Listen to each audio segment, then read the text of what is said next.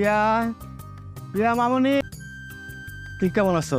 একটু ভালো আছি, তুমি কেমন? আরে তোমার আসতে কোনো সমস্যা? আর না না, আমি গাড়ি দিয়ে আসছি তো।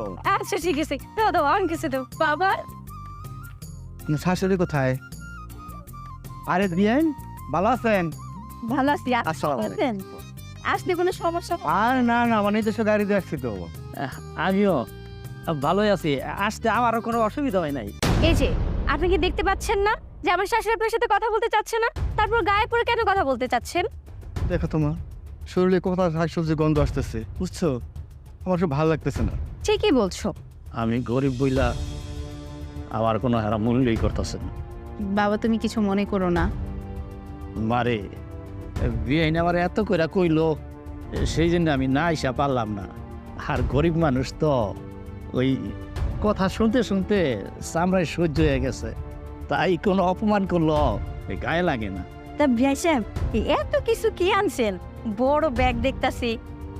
ব্যাগে এই মাংস, মাছ, পরে যে আপনার জন্য কিছু শাড়ি কাপড়, থ্রি পিস, এসব আরো কত কিছু। ইন্ডিয়ায় গেছিলাম তো, ওইখান থেকে নিয়ে এসছি আপনার। বিয়াই এই যে আমি পাঙ্কাশ মাছ নিয়ে আইছি, আর এই যে আমার গাছের টাটকা লাউ। আমি আরে মা, আপনি যে কি বলেন? ওর বাবা কি আর আমার বাবার মতো হতে পারবে? এত বড় লোক। আবার নাকি রুই মাছ নিয়ে আসবে। তার গায়ে পোশাক দেখলে তো বোঝা যায় এরকম পুরান পোশাকে কেউ কারো বাড়িতে বেড়াতে আসে। ছি, কি দেখে যে এই বড় বৌমাকে আমার ছেলে এই বাড়ির বউ করে আনছিল, আমি সেটাই বুঝি না। শোনো বড় বৌমা, এই পাঙ্গাস মাছ যেন আমার বাড়ির মধ্যে না ঢুকে। বিয়াই এই মাছটা এখন বিড়াল কুকুরে খাইবো, বুঝতে পারছেন? বেশে চলেন, ঘরে চলেন। হ্যাঁ বাবা, চলো রুমে চলো। এসব ফকির মিসকিনের কাহিনী বসে রাতে চান্না কিন্তু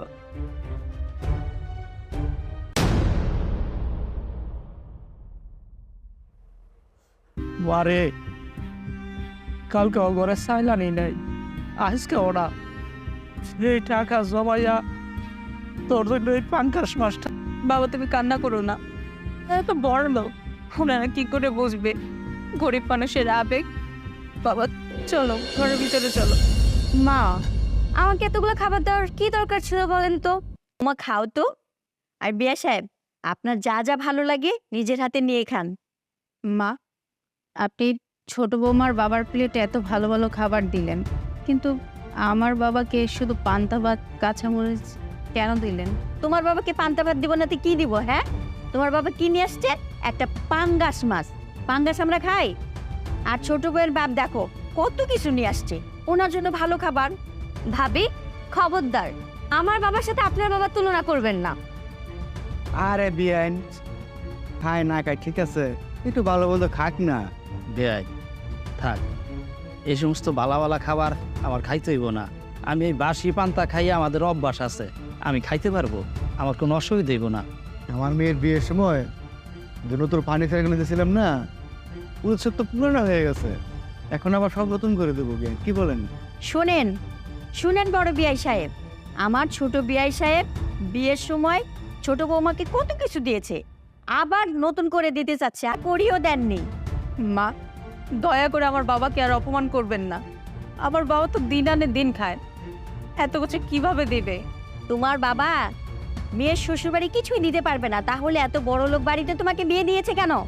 শোনো বড় বৌমা, রাতে খুব ভালো করে রান্না করবা যেন আমার ছোট বিয়াই সাহেব ভালো করে খেতে পারে, ঠিক আছে? ঠিক আছে মা। মারে তুই এখনো কিছু খাস নাই? হ্যাঁ বাবা, আমি এখনই খেয়ে নিব, খাও না তুমি। বড় বৌমা, তোমার কাজ করো গিয়ে।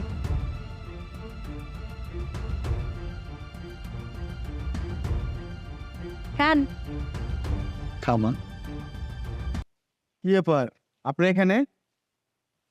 অনেক রাত হয়েছে তো, ঘুমামু। আপনার সাথে আমি ঘুমাবো? আপনার শরীরে ছাগল গন্ধ এখনো যায় নাই, আর আপনার মতো লোক আসছেন আমার সাথে ঘুমাতে? যান আপনি আপনি কোথায় ঘুমাবেন সেটা আমি কিভাবে বলবো, কিন্তু আপনার আমার সাথে কোনো জায়গা নাই। যান। দেখেন, আপনি কিন্তু আমার অনেক অপমান করে কথা কইতেছেন। আমি বাড়ির থেকে আসার সময় ওই সাবান দিয়া এই জামা কাপড় ভালো করে চাকর বাকরের সাথে কেন আমার বিয়াই সাহেব ঘুমাবে? এটা আপনি কি কইলেন বিয়াই?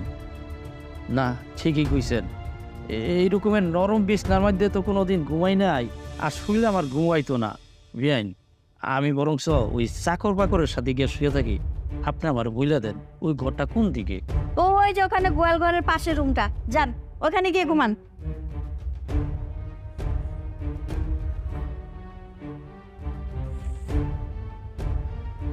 গ্যাসে আপনি কিছু মনে করবেন না, আপনি বিয়াইন,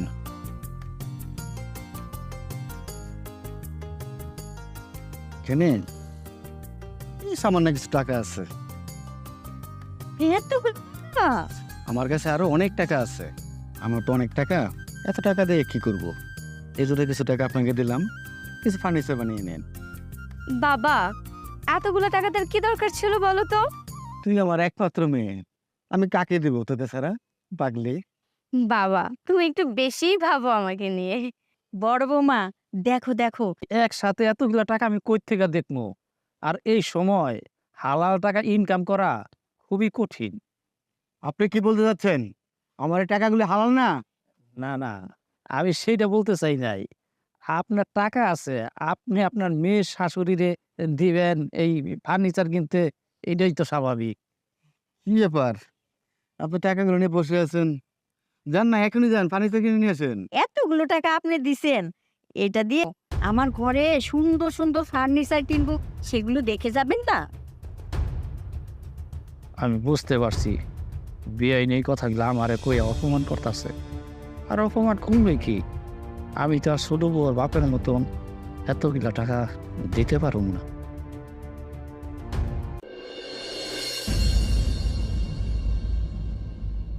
সুফিয়া বেগম আছেন বাসায়? সুফিয়া বেগম,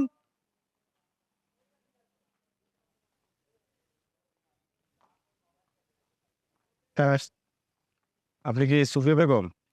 কই আছস? আমারে বাঁচা, আমার বাড়িতে পুলিশ আইছে কেন? পুলিশ? আমাদের বাড়িতে পুলিশ? আমাদের বাড়িতে পুলিশ কেন আসছে? ও ছোট বউ, তোমার বাপের ডাকো না, তোমার বাপের তো অনেক ক্ষমতা, তোমার বাপের কও না আমারে বাঁচাইতো। আপনি থামুন, আপনি চলুন আমাদের সাথে। আপনি যে ফার্নিচারগুলো কিনছেন প্রত্যেকটা টাকা আপনি জাল দিছেন। আপনি নিশ্চয়ই চোরা কারবারির সাথে জড়িত। আপনি চলুন থানায়। ভুল হচ্ছে, মা তো সাধারণ একটা মানুষ, মা এইসব কাজের সাথে কিভাবে জড়িত থাকবে? আর এই যে টাকার কথা বলতেছেন, এই টাকাগুলো তো ছোট বউয়ের বাবা দিছে। হ্যাঁ স্যার, এই টাকাগুলা এই যে ছোট বউয়ের বাপ দিছে। ওই তুমি কথা কইতেছো না কেন? আমার বাবা তো আপনাকে অন্য টাকা দিয়েছে, শুধু শুধু আমার বাবার নামে অপবাদ কেন দিচ্ছেন? বোমা তুমি মিথ্যা কথা কেন কইতেছো? এই টাকাগুলো তো তোমার বাপই দিছে। হ্যাঁ স্যার, এই যে টাকাগুলো দেখতেছেন এগুলো ওর বাবাই দিছে। আচ্ছা চুপ করুন তো আপনারা, এত কথা না বলে আপনারা ওনাকে ডাকুন। আর এই জন্যই উনি বাইকে যাইতে লইছিল, আমি তারা ধরে নিয়ে আসছি। তুমি নিরই আবার বিআইন নিয়ে যারা টাকা দিছে ফার্নিচার কিনার। আরে ওনারাই তো আমরা খুঁজতেছিলাম, উনি তো চোরা কারবারি গ্রুপের প্রধান। আর আপনি আমার বাড়িতে আইছেন পরে থেকে, আপনার আমি অপমান কইরাই যাইতাছি। আজকে যদি আপনি না থাকতেন তাইলে আমার বাড়ির মান ইজ্জত সব যাইতো, আর আমার জেলের ভাত খাওয়ান লাগতো। মা চুপ, তুই আমার একদম মাকে ডাকবি না। হ্যাঁ, তুই আর তোর বাপে মিললে আমারে ফাঁসানোর চেষ্টা করছিলি না? আর এই যে বড় বউরে আমি সব সময় তুচ্ছ তাচ্ছিল্য করি, কোনো সময় ওরে মর্যাদা দেই না এই বাড়ির বড় বউ হিসাবে। তারপরে এই বড় বউ আমার সম্মান করে, সব সময় মায়ের মর্যাদা দিছে।